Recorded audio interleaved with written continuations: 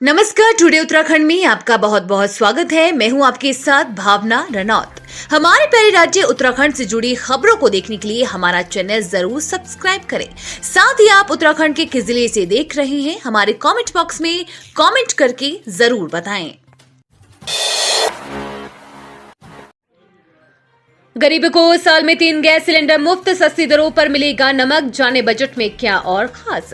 गरीबों को साल में 3 गैस सिलेंडर मुफ्त मिलते रहेंगे तो सस्ती दरों पर नमक भी मिलेगा। बजट में गरीबों के कल्याण से जुड़ी इन योजनाओं के लिए सरकार ने 5,658 करोड़ का प्रावधान किया है। इनमें से समाज कल्याण के लिए 2,756 करोड़, अनुसूचित जाति कल्याण के लिए 2,184 करोड़ और जनजाति कल्याण के लिए 718 करोड़ का प्रावधान शामिल है। बर्फ से लदे औली में दिखा शानदार नजारा, पर्यटकों ने कैद किए खूबसूरत दृश्य, कारोबारियों के भी खिले चेहरे। चमोली जनपद में आए दिन मौसम का मिजाज बदला रहा है। बुधवार की सुबह से मौसम साफ होने से साथ ही दिन भर धूप खिलने से लोगों ने ठंड से राहत की सांस ली है। बर्फबारी के चलते बद्रीनाथ हाईवे हनुमान चट्टी से आगे अवरुद्ध है, जबकि चोपता गोपेश्वर हाईवे व जोशीमठ औली मोटर मार्ग यातायात के लिए सुचारू है। हालांकि बर्फ के चलते मार्ग पर फिसलन भरा है। जनपद में आए दिन मौसम का मिजाज बदलता नजर आ रहा है। मंगलवार की सुबह से आसमान में बादलों के साथ दोपहर के बाद लगातार वर्षा व ऊंचाई वाले क्षेत्रों में बर्फबारी जारी रही, जिससे कड़ाके की ठंड भी होने लगी थी।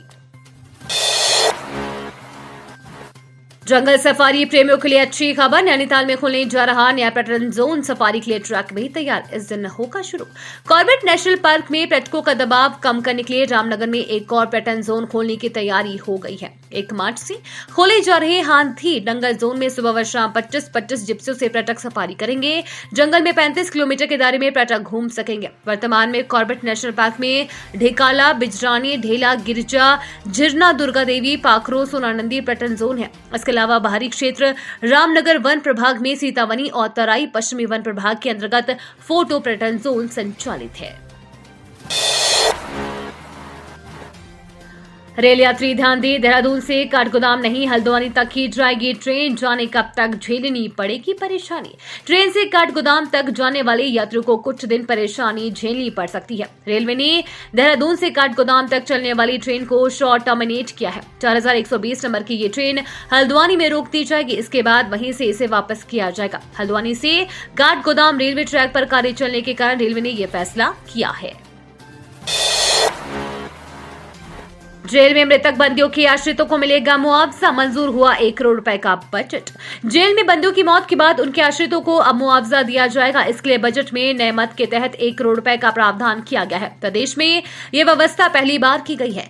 पिछले दिनों इस संबंध में नई नीति बनाई गई थी। मृतक बंदियों के आश्रितों को नियमानुसार श्रेणीवार मुआवजे की धनराशि दी जाएगी। बता दें कि जेल में तमाम कारणों से हर साल बंदियों की मौत हो जाती है। इसमें कुछ आपराधिक घटनाओं के कारण और कुछ सामान्य व बीमारियों के कारण होने वाली मौतें शामिल है। लेकिन अभी तक प्रदेश में ऐसी कोई व्यवस्था नहीं थी कि इन बंदियों के आश्रितों को किसी प्रकार का मुआवजा दिया जाए। मसलन यदि जेल में बंद कैदी घर में अकेला कमाने वाला था और उसकी जेल में मौत हो जाती है तो उसके आश्रितों के प्रतिपूर्ति की व्यवस्था नहीं थी। ऐसे में पिछले दिनों सरकार ने इसके लिए नई नीति बनाई थी। सरकारी भूमि पर खनन करने का आरोप, पूर्व प्रधान सहित कई पर मुकदमा। सरकारी भूमि पर अवैध खनन करने के मामले में पूर्व प्रधान समेत कई लोगों के खिलाफ मुकदमा दर्ज किया गया है। हल्का लेखपाल की तहरीर पर मुकदमा दर्ज किया गया है। एसडीएम लक्सर गोपाल सिंह चौहान ने बताया कि कई दिन पहले कोतवाली क्षेत्र के प्रतापपुर गांव निवासी कुछ ग्रामीणों ने लक्सर को तहसील मुख्यालय पहुंचकर उन्हें शिकायती पत्र दिया था। विधानसभा की कार्यवाही देखने पहुंची छात्राएं, सीएम धामी से मुलाकात का लोकतंत्र के बारे में जाना। उत्तराखंड विधानसभा की कार्यवाही देखने पहुंचे महादेवी इंस्टीट्यूट ऑफ टेक्नोलॉजी के छात्रों ने मुख्यमंत्री पुष्कर सिंह धामी से मुलाकात की। इस अवसर पर मुख्यमंत्री ने विद्यार्थियों से लोकतंत्र की व्यवस्था के बारे में विस्तार से चर्चा की। उन्होंने कहा कि युवाओं को इस बात की पूरी जानकारी होनी चाहिए कि लोकतंत्र में विधायिका, न्यायपालिका, कार्यपालिका आदि कैसे काम करती है और उम्मीद जताई कि छात्राएं विधानसभा की कार्यवाही देखकर एक नया अनुभव लेकर जाएंगी। अध्यक्ष पद पर राजीव शर्मा का कब्जा, राजवीर बिष्ट दोबारा बने सचिव। देहरादून बार एसोसिएशन की कार्यकारिणी के वार्षिक चुनाव में इस बार अध्यक्ष पद पर राजीव शर्मा उर्फ बंटू भाई का कब्जा रहा। शर्मा को लंबे समय बाद कामयाबी मिली है। वहीं सचिव पद पर राजवीर सिंह बिष्ट ने दोबारा जीत हासिल की। 17.11% हुआ था मतदान। बता दें कि बार एसोसिएशन के चुनाव में 51 प्रत्याशी मैदान में थे। चुनाव में इस बार 17.11% मतदान हुआ था। 3815 अधिवक्ता मतदाताओं में से 2675 ने वोट दिया था। त्यूणी मार्ग पर बड़ा हादसा, खाई में गिरी श्रमिक के परिवार की कार, 2 बच्चों समेत 6 लोगों की मौत। देहरादून के विकास नगर में त्यूणी अटाल मार्ग पर बुधवार को दर्दनाक हादसा हो गया। एक कार अनियंत्रित होकर 500 मीटर गहरी खाई में गिर गई। दुर्घटना में 2 बच्चों और 2 महिलाओं समेत 6 लोगों की मौत हो गई है। वहीं गंभीर रूप से घायल एक व्यक्ति को देहरादून स्थित हायर सेंटर भेजा गया है। परिवार पहले त्यूणी क्षेत्र के माटल गांव में रहता था, लेकिन रोजगार के लिए सीमावर्ती क्षेत्र प्रदाणु में चला गया था। राज्यपाल ने यूसीसी विधेयक राष्ट्रपति को भेजा। मुहर लगने के बाद राज्य में लागू हो जाएगा कानून। राज्यपाल ने यूसीसी विधेयक राष्ट्रपति को भेजा है। राजभवन ने इस पर विचार करने के बाद विधायी विभाग को भेजा था। विधायी के माध्यम से राष्ट्रपति को भेजा गया है। चूंकि ये संविधान की समवर्ती सूची का विषय है, इसलिए बिल का अनुमोदन के लिए राज्यपाल से राष्ट्रपति को भेजा गया। विधानसभा से यूसीसी बिल पास होने के बाद इसे राजभवन भेजा गया। इस पर राष्ट्रपति भवन को फैसला लेना है। वहां से मुहर लगने के बाद राज्य में कानून लागू हो जाएगा। उत्तराखंड के बाद असम की भाजपा सरकार यूसीसी बिल विधानसभा में सबसे पहले पेश कर सकती है। राजस्थान सरकार भी यूसीसी लाने का ऐलान कर चुकी है। प्रदेश की अर्थव्यवस्था ने लगाई बड़ी छलांग, 7.03% रही विकास दर। आर्थिक सर्वेक्षण रिपोर्ट आई सामने।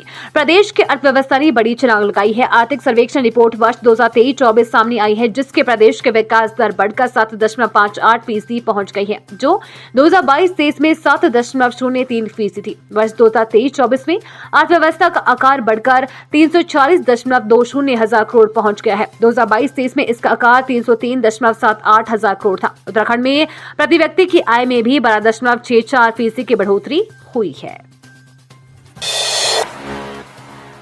फिर से राजधानी में पहुंचे जंगल के 2 राजगुरु, जल्द हो सकेंगे दोनों के दीदार।